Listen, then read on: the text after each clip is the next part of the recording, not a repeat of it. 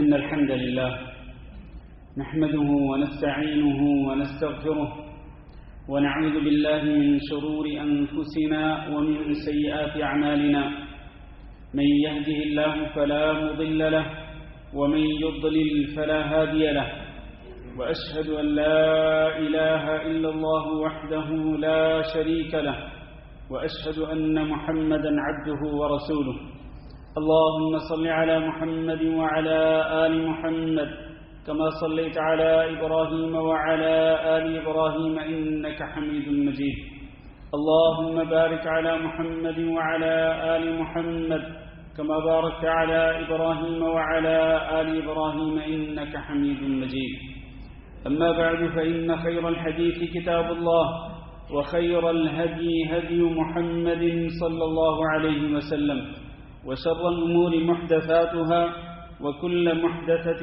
بدعة وكل بدعة ضلالة وكل ضلالة في النار أعوذ بالله من الشيطان الرجيم يا أيها الذين آمنوا اتقوا الله حق تقاته ولا تموتن إلا وأنتم مسلمون يا أيها الناس اتقوا ربكم الذي خلقكم من نفس واحدة وخلق منها زوجها وبث منهما رجالا كثيرا ونساء واتقوا الله الذي تساءلون به والأرحام إن الله كان عليكم رقيبا يا أيها الذين آمنوا اتقوا الله وقولوا قولا سديدا يصلح لكم أعمالكم ويغفر لكم ذنوبكم ومن يطع الله ورسوله فقد فاز فوزا عظيما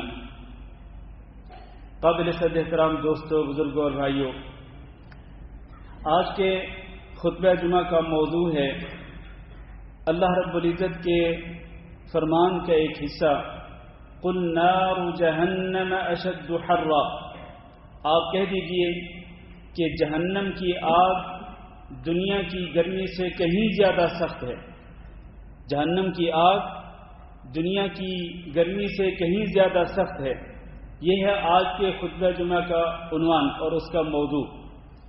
اس آیت کا پس منظر یہ ہے کہ اسی طرح کے موسم کے اندر کہ جب دنیا کے کئی ملکوں کا ٹمپریچر 45 یا 50 پلس جا رہا ہے، خصوصاً ہمارے اس ملک کے اندر تو آپ کو معلوم ہے کہ اس گرمی کے موسم میں شدید گرمی پڑتی ہے اور کئی دنوں میں ٹمپریچر 50 پلس چلا جاتا ہے۔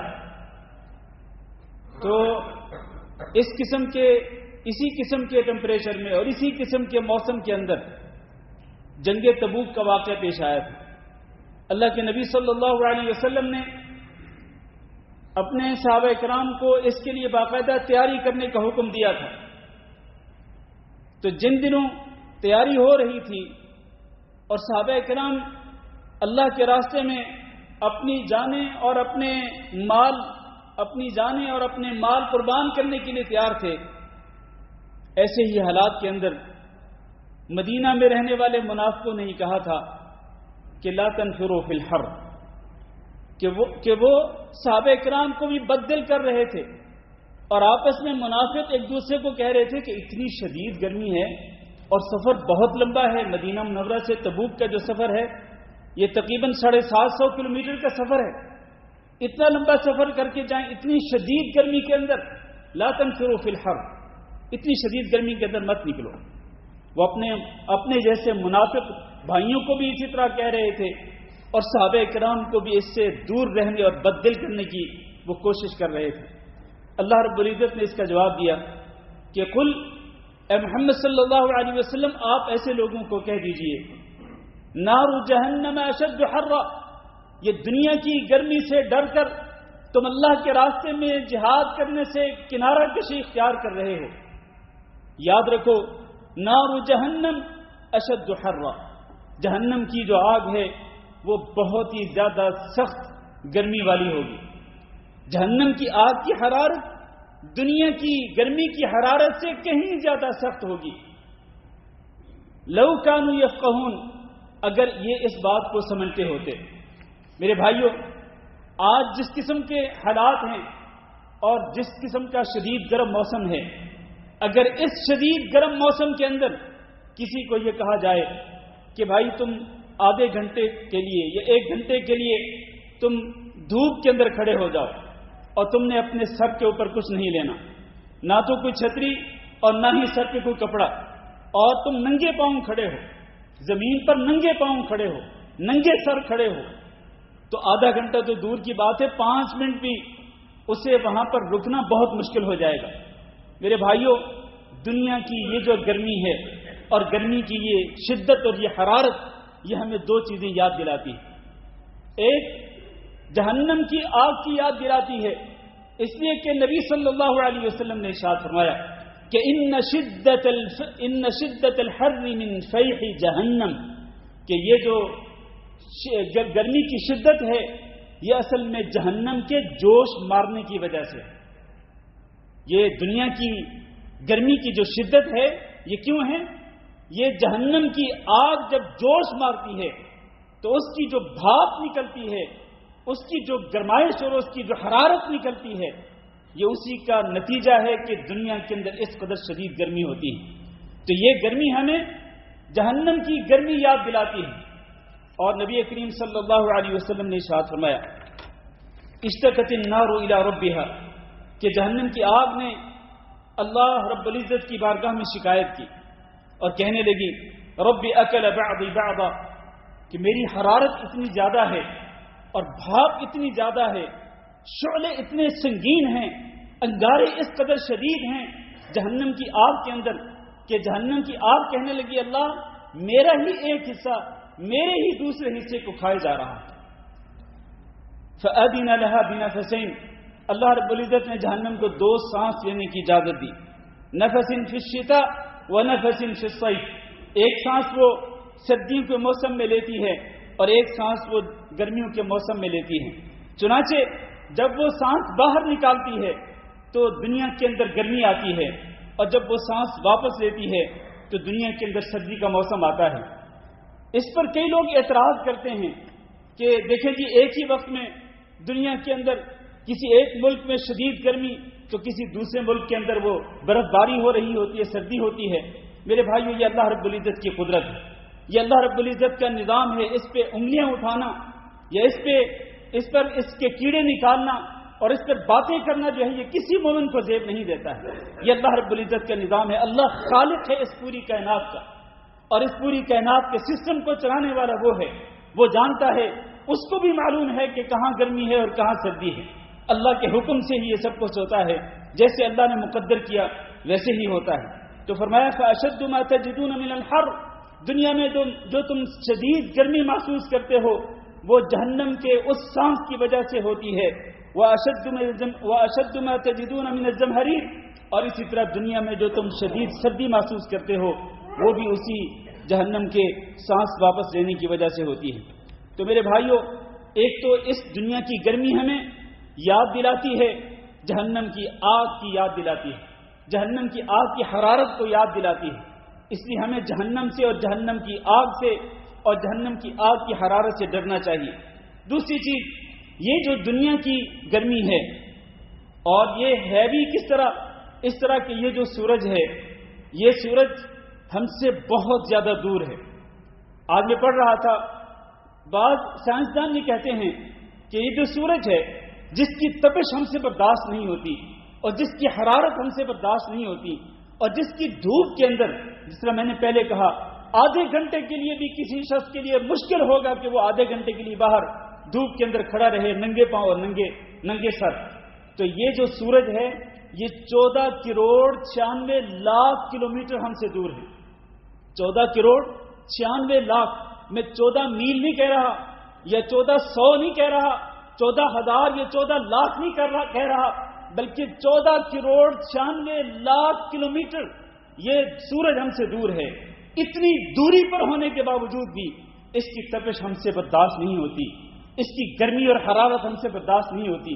میرے بھائیوں، اس دن کیا حال ہوگا کہ جب یہ سورج جو کروڑوں میل کے فاصلے پر ہے، یہ سورج جو ہے وہ صرف 1 میل کی مسافت پہ آ جائے گا، صرف 1 میل کی مسافت پہ۔ سنیے ذرا حدیث نبی کریم صلی اللہ علیہ وسلم کی، آپ فرماتے ہیں تدنى الشمس یوم القیامت من الخلق کہ یہ سورج مخلوقات کے قریب کر دیا جائے گا قیامت کے دن. کتنا قریب ہوگا؟ حتی تکون منہم کمقدار میل، یہاں تک کہ یہ سورج مخلوقات سے صرف 1 میل کی مسافت پہ رہ جائے گا. عربی زبان میں جو میل کا لفظ ہے یہ 2 معنوں کے لیے استعمال ہوتا ہے. اسی لیے اس حدیث کے ایک راوی ہیں، پہلے تو صحابی ہیں جو روایت کرتے ہیں اس حدیث کو، ان کا نام ہے مقداد بن اسود رضی اللہ تعالیٰ عنہ. پھر مقداد بن اسود سے جس تابعی نے اس حدیث کو روایت کیا ان کا نام ہے سلیم بن عامر. سلیم بن عامر جب انہوں نے اس حدیث کو روایت کیا تو کہنے لگے فواللہ ما ادری ما یعنی بالمیل، اللہ کی قسم مجھے نہیں معلوم کہ میل کا جو لفظ اس حدیث کے اندر استعمال کیا گیا اس سے کیا مراد ہے. مسافۃ من الارض، کیا یہ زمین کے اوپر 1 میل کی مسافت مراد ہے؟ ام المیل الذی تکتحل به العین، یا پھر اس سے مراد وہ سلائی ہے جس کے ساتھ آنکھوں کے اندر سرما ڈالا جاتا ہے، جو ظاہر صرف اتنی ہوتی ہے، جس کے ساتھ آنکھوں کے اندر سرما ڈالا جاتا ہے. تو راوی کہتے ہیں مجھے نہیں معلوم کہ اس میل سے مراد وہ زمین کی مسافت ہے. ہم کہتے ہیں زمین کی مسافت بھی مراد لے لیں تو 1 میل جو ہے وہ کتنی زیادہ ہے؟ 1 میل تو کچھ بھی نہیں ہے. 1 میل کے فاصلے پر یہ سورج آ جائے گا اور پھر لوگوں کی حالت کیا ہوگی؟ نبی کریم صلی اللہ علیہ وسلم فرماتے ہیں فَتَكُونُ النَّاسُ فَيَكُونُ النَّاسُ عَلَى قَدْرِ أَعْمَالِهِمْ، لوگوں کے جسموں سے نکلنے والا پسینہ ان کے اعمال کے بقدر ہوگا. فَمِنْهُمْ مَنْ يَكُونُ إِلَى كَعْبَيْهِ، کچھ لوگ ہوں گے جن کا پسینہ ان کے ٹخنوں تک ہوگا. وَمِنْهُمْ مَنْ يَكُونُ إِلَى رُكْبَتَيْهِ، اور کچھ لوگ ہوں گے جن کا پسینہ ان کے گھٹنوں تک ہوگا. وَمِنْهُمْ مَنْ يَكُونُ إِلَى حِقْوَيْهِ، اور کچھ لوگ ہوں گے کہ جن کا پسینہ ان کے کونوں تک ہوگا. اور وَمِنْهُمْ مَنْ يُلْجِمُهُ الْعَرَقُ إِلْجَامًا، اور نبی صلی اللہ علیہ وسلم نے اپنے منہ کی طرف اشارہ کرتے ہوئے فرمایا کہ کئی لوگ ایسے ہوں گے کہ جن کا پسینہ ان کے منہ تک پہنچ رہا ہوگا، یعنی وہ اپنے پسینے کے اندر ڈوب رہے ہوں گے.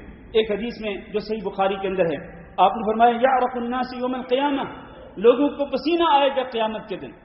اور یاد رکھیے زمین یہ زمین نہیں ہوگی، زمین تانبے کی زمین ہوگی اور یہ سورج 1 میل کے فاصلے پر ہوگا. لوگوں کو پسینہ آئے گا حتی یذهب عرقهم فی الارض 70 ذراعا، یہاں تک کہ ایک شخص کا پسینہ جو ہے وہ 70 ہاتھ تک لمبا ہوگا. 70 ہاتھ کا اگر ہم میٹر میں دیکھنا چاہیں تو 32 میٹر چاروں طرف سے اس کا پسینہ جو ہے وہ 32 میٹر ادھر، 32 میٹر سامنے، 32 میٹر بائیں طرف اور 32 میٹر پیچھے کی طرف وہ اپنے پسینے کے اندر ڈوب رہا ہوگا. حتی ویلجمہم حتی یبلغ آذانہم، یہاں تک کہ کئی لوگوں کا پسینہ جو ہے وہ ان کے کانوں تک پہنچ رہا ہوگا. میرے بھائیوں، یہ وہ حالات ہیں جو کہ قیامت کے دن جن کو لوگ فیس کریں گے. ان حالات کا لوگوں کو سامنا کرنا پڑے گا قیامت کے دن. اور وہ دن کتنا دن ہوگا؟ آج یہ 15 گھنٹے کا دن ہوتا ہے، یہاں کویت کے اندر 15 گھنٹے 15.5 گھنٹے کا دن ہے. لیکن وہ جو دن ہوگا جس کی یہ حالت بیان کی جا رہی ہے احادیث کے اندر، وہ دن کتنا لمبا ہوگا؟ اللہ تعالیٰ نے قرآن مجید کے اندر فرمایا کہ وہ دن جو ہے وہ 50,000 سال کے برابر ہوگا. 50,000 سال کے برابر. اتنا تلخ دن ہوگا، اتنا ہولناک اور اتنا خوفناک دن ہوگا. میرے بھائیوں ذرا تصور کیجئے کہ ان حالات کے اندر، اس قدر شدید دن کے اندر ہماری کیا حالت ہوگی. اس دن ہم کس قسم کی حالت سے دوچار ہوں گے، یہ ہمارے لیے لمحہ فکریہ ہے.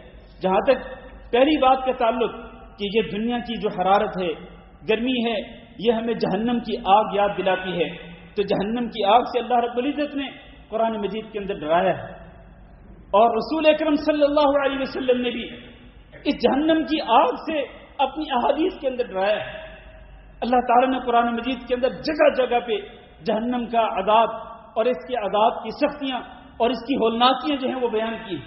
ان میں سے ایک جگہ پہ اللہ نے فرمایا فَأَنذَرْتُكُمْ نَارٌ تَلَظَّىٰ، میں تمہیں ڈراتا ہوں اس آگ سے جو کہ انگاروں والی ہوگی. اور معلوم ہے انگارے کیسے ہوں گے؟ سورۃ المرسلات کے اندر اللہ نے فرمایا اِنَّهَا تَرْمِي بِشَرَرٍ كَالْقَصْرِ، بڑے بڑے محلات کی طرح ایک انگارہ ہوگا جہنم کا. یعنی جہنم کی آگ کے انگارے کا سائز کتنا ہوگا؟ جتنا بڑا ایک دنیا کے اندر محل ہوتا ہے، ایک پیلس ہوتا ہے، اس کی مقدار کے برابر ایک انگارہ ہوگا جہنم کی آگ کا. فَأَنذَرْتُكُمْ نَارًا تَلَظَّىٰ، اس بھڑکتی آگ کا، شعلوں والی، انگاروں والی آگ جو ہے، اس سے میں تمہیں ڈراتا ہوں. فرمایا لَا يَصْلَاهَا إِلَّا الْأَشْقَى الَّذِي كَذَّبَ وَتَوَلَّىٰ، اس شعلوں والی، انگاروں والی آگ کے اندر کون جھونکا جائے گا؟ وہ جو کہ بدبخت ہوگا، جس نے دنیا کے اندر اللہ رب العزت کے احکامات کو، اس کے دین کو، اس کی تعلیمات کو جھٹلا دیا تھا اور منہ موڑ کر، منہ پھیر کر وہ اپنی منمانی زندگی بسر کرتا تھا. وَسَيُجَنَّبُهَا الْأَتْقَى، لیکن اس آگ سے کس کو بچایا جائے گا؟ وہ کون خوش نصیب ہوگا کہ جو اس جہنم کی آگ سے بچ جائے گا؟ فرمایا وَسَيُجَنَّبُهَا الْأَتْقَى، وہ جو کہ بہت زیادہ متقی ہوگا، پرہیزگار ہوگا. وہ دنیا کے اندر وہ اپنے دامن کو گناہوں سے بچاتا تھا، اللہ کی نافرمانیوں سے بچاتا تھا، رسول اکرم صلی اللہ علیہ وسلم کی نافرمانیوں سے بچاتا تھا. وہ دیدہ دلیری کے ساتھ جسارت کرتے ہوئے اللہ کے احکامات کو پس پس نہیں ڈالتا تھا، بلکہ وہ اللہ کے احکامات کے مطابق زندگی بسر کرتا تھا. یہ وہ خوش نصیب ہوگا کہ جس کو جہنم کی آگ سے بچایا جائے. اللہ نے ڈرایا جہنم کی آگ سے، اور اسی طرح رسول اکرم صلی اللہ علیہ وسلم نے بھی ڈرایا. آپ نے اتقوا النار ولو بشق تمرہ، تم جہنم کی آگ سے بچنے کی کوشش کرو، چاہے تمہیں پوری کھجور بھی اگر نہ ملے اور آدھی کھجور ملے، اس کو صدقہ کر کے اگر تم جہنم کی آگ سے بچ سکتے ہو تو ضرور بچو. یعنی اگر کوئی بہت بڑا عمل تم نہیں کر سکتے ہو، یہ چھوٹا سا عمل کہ آدھی کھجور کا بھی اگر تم صدقہ کر سکتے ہو، آپ یوں بھی کہہ سکتے ہیں کہ اگر آپ 1 دینار کا صدقہ نہیں کر سکتے، صرف 50 فلس کا اگر آپ صدقہ کر کے جہنم کی آگ سے بچ سکتے ہیں تو ضرور بچیں. اور پھر فرمایا فَإِن لَمْ يَجِدْ، اگر کوئی بندہ یہ آدھی کھجور بھی نہ پاتا ہو کہ جس کے ساتھ وہ صدقہ کر کے وہ جہنم کی آگ سے اپنے آپ کو بچا سکے، تو کم از کم جس پہ کوئی پیسہ خرچ نہیں ہوتا، فَبِكَلِمَةٍ طَيِّبَةٍ، اپنی زبان سے ایک پاکیزہ، ایک اچھا لفظ بول کر، ایک اچھا سینٹنس، ایک اچھا جملہ بول کر وہ اپنے آپ کو جہنم کی آگ سے بچا سکتا ہے. تو نبی کریم صلی اللہ علیہ وسلم نے بھی اہل ایمان کو ڈرایا ہے اس بات سے کہ جہنم کی آگ سے بچو اور اپنے آپ کو اور اپنے دامن کو جہنم کی آگ سے بچاؤ. اور نبی صلی اللہ علیہ وسلم نے جہنم کی آگ کی سختی کو بیان کرتے ہوئے فرمایا، آپ ذرا اندازہ کریں، تصور کریں کہ جہنم کی آگ جو ہے وہ کس قدر سنگین ہے. میں 2-3 احادیث اس حوالے سے بیان کرنا چاہوں. فرمایا نبی صلی اللہ علیہ وسلم جو حدیث سے بخاری میں فرمایا نارکم جزء من 70 جزءا من نار جہنم، اگر جہنم کی آگ کے 70 حصے کیے جائیں، 70 حصے کیے جائیں تو 69 حصے وہ ہیں جو جہنم کے اندر ہیں. جہنم کی آگ کے اور جہنم کی آگ کی حرارت کے اگر 70 حصے کر کے 69 حصے یعنی ایک حصہ کم 69 حصے تو وہ ہیں جو جہنم کے اندر ہیں، اور ایک حصہ وہ ہے جو پوری دنیا کے اندر جو آگ جلائی جا رہی ہے، جو پہلے جلائی جاتی رہی اور آج جو جلائی جا رہی ہے اور قیامت تک جو آگ جلائی جائے گی، یہ پوری دنیا کی آگ جو ہے یہ جہنم کی آگ کے 70 حصوں میں سے صرف ایک حصہ ہے، صرف ایک حصہ. آپ یوں بھی کہہ سکتے ہیں کہ اگر جہنم کی آگ کی حرارت جو ہے، اس کی جو سنگینی ہے، اگر اس کے 70 حصے کر دیے جائیں، ایک حصہ وہ ہے جو دنیا کے اندر ہے اور 69 حصے وہ ہیں جو جہنم کے اندر ہے. اس سے آپ اندازہ کر سکتے ہیں کہ وہ جہنم کی آگ کس قدر شدید ہے، کتنی بڑی ہے اور کتنی سنگین ہے، اور اس کے اندر کس قدر سخت عذاب ہے. اسی طرح دوسری حدیث کے اندر فرمایا، یہ حدیث بھی صحیح مسلم کے اندر فرمایا یؤتی بالنار یوم القیامہ، قیامت کے دن جہنم کی آگ کو لایا جائے گا. لہا 70,000 زمام، اس جہنم کی آگ کی 70,000 نکیلیں ہوں گی. نکیل ہوتی ہے نا جو جانور کو ڈالی جاتی ہے، اور پھر جانور کو نکیل ڈال کر اس کو کھینچا جاتا ہے، اس کو ایک جگہ سے دوسری جگہ کی طرف لے جایا جاتا ہے، اس کی نکیل سے اس کو کھینچ کر. تو اس کی 70,000 نکیلیں ہوں گی. اور کیا معلوم ہے کہ ایک نکیل پر کتنے فرشتے ہوں گے؟ فرمایا مع كل زمام 70,000 ملک یجرونها، ہر نکیل کے ساتھ 70,000 فرشتے ہوں گے جو کہ اس کو کھینچ رہے ہوں گے. 70,000 نکیلیں اور ہر نکیل کے ساتھ 70,000 فرشتے ہوں گے. آپ 70 کو 70 سے ضرب دے دیں تو آپ کو معلوم ہوگا کہ کتنے فرشتے ہوں گے جو کہ صرف اس جہنم کو کھینچنے پر مامور ہیں. اس کو کھینچ کر کے لایا جائے گا والعیاذ باللہ. اتنی بڑی جہنم ہوگی. اور یہ جہنم موجود ہے، اس وقت بھی موجود ہے. یہ اللہ رب العزت کی مخلوق، اللہ نے اس کو کہاں رکھا ہوا ہے یہ اللہ رب العزت بہتر جانتا ہے. دوسری حدیث کے اندر فرمایا، حضرت ابو ہریرہ رضی اللہ تعالیٰ عنہ بیان کرتے ہیں کہ ایک دفعہ ہم نبی صلی اللہ علیہ وسلم کی مجلس میں بیٹھے تھے کہ اچانک ایک زوردار دھماکے دار آواز سنی گئی. تو ہم نے پوچھا اللہ کے رسول یہ آواز کس چیز کی ہے؟ تو اللہ کے رسول نے فرمایا ھذا حجر رمی به فی النار منذ 70 خریفا فهو یهوی فی النار الآن کہ ایک پتھر جس کو 70 سال پہلے جہنم کے اندر پھینکا گیا تھا، 70 سال پہلے جس کو جہنم کے اندر پھینکا گیا تھا، وہ اب جہنم کی جو سب سے نچلی گہرائی ہے اس کے اندر پہنچا ہے، اور اس سے جو اس کے گرنے کی جو آواز ہے یہ وہ آواز ہے جو ہم نے سنی، دھماکے دار آواز. اور ایک حدیث میں فرمایا کہ وہ جو پتھر ہے وہ 7 موٹی اونٹنیوں کے برابر، 7 موٹی تازی اونٹنیوں کے برابر جو ہے وہ 70 سال پہلے پھینکا گیا. تو آپ نے فرمایا کہ وہ اتنا بڑا پتھر جو ہے وہ اب جہنم کی گہرائی تک پہنچا ہے، والعیاذ باللہ. میرا عزیز بھائیو، ہمیں اس جہنم سے ڈرنا چاہیے اور اس جہنم کے عذاب سے ڈرنا چاہیے. اور آپ کو معلوم ہونا چاہیے کہ جو شخص جہنم کے اندر جس کو سب سے کم ترین اور سب سے ہلکا عذاب دیا جائے گا وہ کون ہوگا؟ نبی صلی اللہ علیہ وسلم نے فرمایا کہ جس کو سب سے کم عذاب دیا جائے گا اس کو 2 جوتے پہنائے جائیں گے، جہنم کی آگ کے 2 جوتے اور 2 تسمے پہنائے جائیں گے. یہ اس قدر شدید ہوں گے کہ یغلی منہما دماغہ کما یغلی المرجل، جس طرح ایک ہانڈی ابلتی ہے اسی طرح سے اس کا دماغ ابل رہا ہوگا، وہ 2 جوتوں کی وجہ سے اور 2 تسموں کی وجہ سے جو جہنم کی آگ سے اس کو پہنائے جائیں گے. اور وہ کیا سمجھے گا؟ ما یری ان احدا اشد منه عذابا، وہ یہ سمجھے گا کہ جہنم کے اندر سب سے زیادہ سخت عذاب مجھے دیا جا رہا ہے، حالانکہ وہ ہوگا جس کو سب سے کم اور سب سے ہلکا ترین عذاب دیا جا رہا ہوگا اور اس سے اس کی یہ حالت ہو رہی ہوگی. تو پھر اس سے زیادہ جن لوگوں کو عذاب دیا جا رہا ہوگا ان کی کیا حالت ہوگی ہم اس کا تصور بھی نہیں کر سکتے. اس لیے ہمیں جہنم کی آگ سے اللہ کی پناہ طلب کرنی چاہیے. سورۃ الفرقان کے آخر میں اللہ رب العزت نے عباد الرحمن کی جو صفات ذکر فرمائیں ان میں سے ایک یہ ہے کہ وہ عباد الرحمن یہ دعا کرتے ہیں والذین یقولون ربنا اصرف عنا عذاب جہنم ان عذابها كان غراما انها ساءت مستقرا ومقاما. جہنم کی آگ سے بچنے کے لیے رحمان کے بندوں کو یہ دعا یاد ہونی چاہیے اور یہ دعا بار بار پڑھنی چاہیے. اور نبی کریم صلی اللہ علیہ وسلم حضرت عبداللہ بن عباس رضی اللہ تعالیٰ عنہ بیان کرتے ہیں، حدیث ذرا توجہ سے سنیے گا. عبداللہ بن عباس رضی اللہ تعالیٰ عنہ بیان کرتے ہیں کہ رسول اکرم صلی اللہ علیہ وسلم صحابہ کرام کو ایک دعا ایسے سکھلاتے تھے بالکل اتنے اہتمام کے ساتھ کہ جتنے اہتمام کے ساتھ آپ صلی اللہ علیہ وسلم ایک قرآن مجید کی ایک سورت کی تعلیم دیتے تھے. وہ دعا کیا تھی؟ وہ اس دعا کے اندر 4 چیزوں سے اللہ کی پناہ طلب کی گئی. اللہم انی اعوذ بک من عذاب جہنم واعوذ بک من عذاب القبر واعوذ بک من فتنة المسیح الدجال واعوذ بک من فتنة المحیا والممات. 4 چیزوں سے اللہ کی پناہ طلب کرنا یہ وہ دعا ہے کہ جس کی تعلیم دیتے تھے نبی صلی اللہ علیہ وسلم صحابہ کرام کو. اور آپ نے ارشاد فرمایا ایک دوسری حدیث میں کہ اذا تشہد احدکم فلیستعذ باللہ من 4، کہ تم میں سے کوئی شخص جب بھی تشہد میں بیٹھے یعنی کسی بھی نماز کے آخری تشہد میں تو وہ 4 چیزوں سے اللہ رب العزت کی پناہ طلب کرے. وہ 4 چیزیں کون سی ہیں؟ وہ یہی 4 ہیں جو ابھی میں نے پچھلی حدیث کے حوالے سے بیان کی. تو جس دعا کی تعلیم دی نبی صلی اللہ علیہ وسلم نے اور جس دعا کے پڑھنے کا حکم دیا نبی صلی اللہ علیہ وسلم نے ہر نماز کے آخری تشہد کے اندر، وہ دعا تو اکثر لوگوں کو یاد نہیں ہوتی.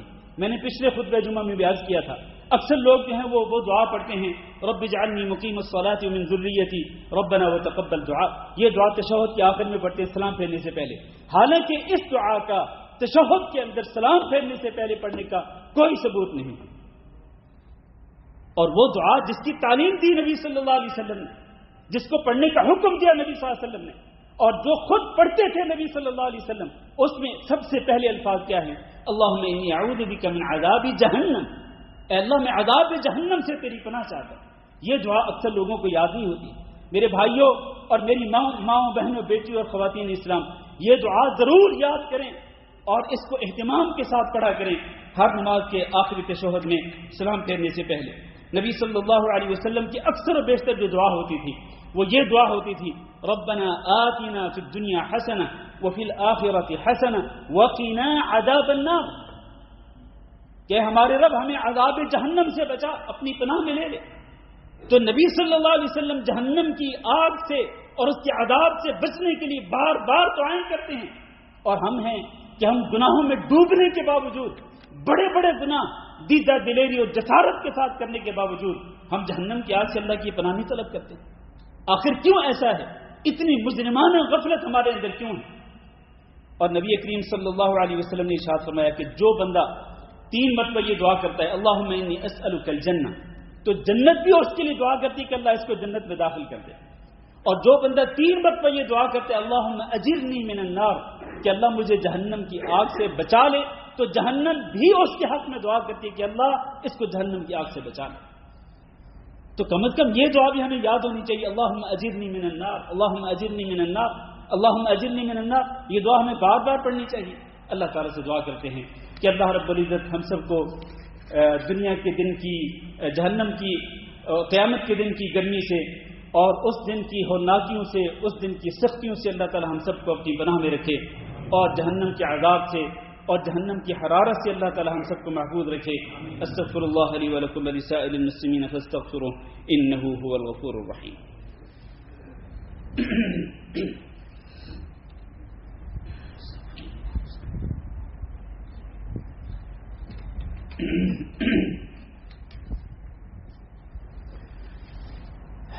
إن الحمد لله نحمده ونستعينه ونستغفره ونعوذ بالله من شرور أنفسنا ومن سيئات أعمالنا، من يهده الله فلا مضل له ومن يضلل فلا هادي له، وأشهد أن لا إله إلا الله وحده لا شريك له، وأشهد أن محمدا عبده ورسوله۔ اللهم صل على محمد وعلى آل محمد كما صليت على إبراهيم وعلى آل إبراهيم إنك حميد مجيد۔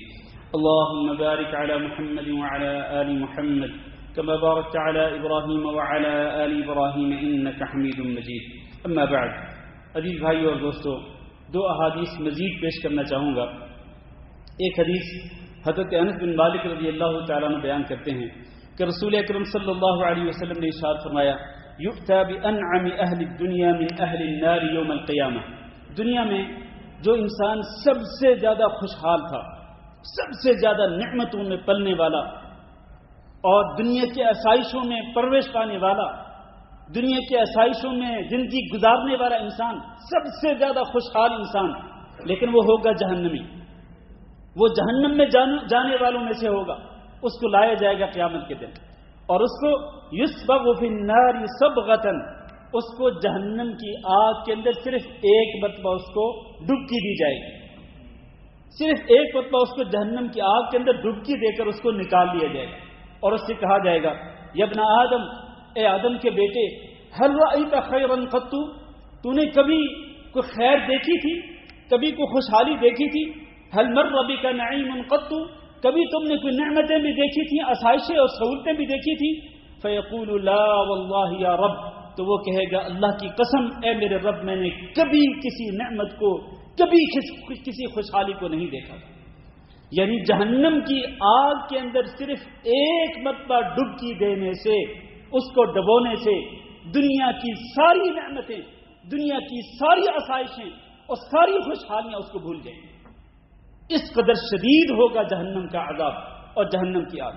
اور اس کے بالمقابل فرمایا وَيُؤْتَى بِأَشَدِّ النَّاسِ بُؤْسًا فِي الدُّنْيَا مِنْ أَهْلِ الْجَنَّةِ، دنیا کے اندر ایک شخص جو بہت ہی بدحال تھا، بہت ہی زیادہ سختیوں، آزمائشوں اور مصیبتوں میں گزرا تھا، اور انہی آزمائشوں اور مصیبتوں میں اپنی زندگی گزارتے گزارتے وہ دنیا سے چلا گیا تھا، لیکن وہ تھا اہل جنت میں سے، اس کو بھی لایا جائے گا قیامت کے دن۔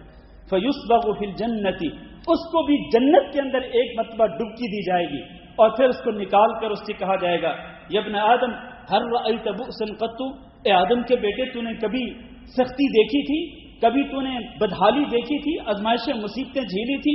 فیقول لا واللہ یا ربی، وہ کہے گا اللہ کی قسم اے میرے رب، میں نے کبھی کوئی سختی نہیں دیکھی تھی، کوئی آزمائش، کوئی مصیبت میرے اوپر نہیں آئی تھی۔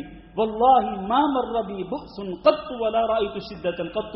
اس کا مطلب یہ ہے کہ جو جنتی ہوگا اس کو جنت کے اندر سے صرف ایک مرتبہ اس کو جب ڈبکی دی جائے گی تو اس کو نکال کر جب اس سے پوچھا جائے گا تو اس کو دنیا کی جتنی بھی آزمائشیں، مصیبتیں، تکلیفیں، اذیتیں جن سے وہ گزرا ہوگا وہ ساری کی ساری اس کو بھول جائیں گے.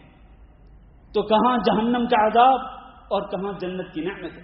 اللہ تعالیٰ سے دعا کرتے ہیں میرے عزیز بھائیوں کہ جیسا کہ اللہ تعالیٰ نے قرآن مجید میں ارشاد فرمایا فریق فی الجنہ و فریق فی السعیر، یہ لوگوں کا ایک گروہ جنت میں جائے گا اور دوسرا گروہ جہنم میں جائے گا. یہ دو ہی ٹھکانے ہوں گے قیامت کے دن، کوئی تیسرا ٹھکانہ نہیں ہوگا. اللہ تعالیٰ سے دعا کرتے ہیں کہ اللہ ہم سب کو جنت میں جانے والے گروہ کے اندر شامل فرما دے اور اللہ رب العزت ہم سب کو جہنم سے اور جہنم کے عذاب سے اپنی پناہ میں رکھے. ایک آخری حدیث بیان کر کے خطبہ ختم کرتا ہوں. ابو ہریرہ رضی اللہ تعالیٰ عنہ بیان کرتے ہیں کہ رسول اکرم صلی اللہ علیہ وسلم سے پوچھا گیا کہ سب سے زیادہ جنت میں داخل کرنے والا عمل کون سا ہوگا، وہ عمل جو سب سے زیادہ انسان کو جنت میں داخل کرنے کا ذریعہ بنے گا، سبب بنے گا. تو آپ نے فرمایا تقوی اللہ و حسن الخلق، اللہ کا تقوی اور اچھا اخلاق. یہ دو چیزیں ہیں، اللہ کا تقوی اور اچھا اخلاق. انسان اگر حقیقی معنوں میں اللہ تعالی سے ڈرنے لگ جائے اور پھر حقیقی معنوں میں اللہ سے ڈرتے ہوئے وہ تمام کی تمام برائیوں سے اور تمام کے تمام گناہوں سے اپنے دامن کو بچائے، چاہے وہ بڑے گناہ ہوں چاہے وہ چھوٹے گناہ ہوں، ڈر کر وہ گناہوں سے اپنے دامن کو بچائے. اور دوسرا یہ ہے کہ وہ اپنا اخلاق بھی اچھا بنا لے.